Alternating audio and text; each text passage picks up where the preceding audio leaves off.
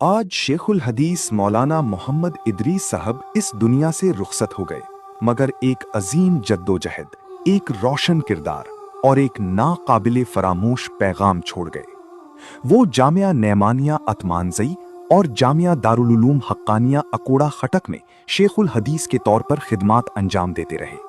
इनकी विलादत 1961 में चार सद्दा के गांव तरंगजई में हुई। उन्होंने दीनी तालीम जामिया नेमानिया से हासिल की और दौराए हदीस दारुल उलूम हक्कानिया से किया। साथ ही उन्होंने पेशावर यूनिवर्सिटी से एमए अरबी और एमए इस्लामियात भी किया। मौलाना इदरीस साहब ने दीनी तालीम के साथ साथ अमन के लिए भी अहम किरदार अदा किया। जब पाक अफगान ताल्लुकात कशीदा थे, उलमा का एक वफ्द हुकूमत पाकिस्तान की तरफ से अफगानिस्तान भेजा गया, जिसने अफगान क़यादत से बातचीत की।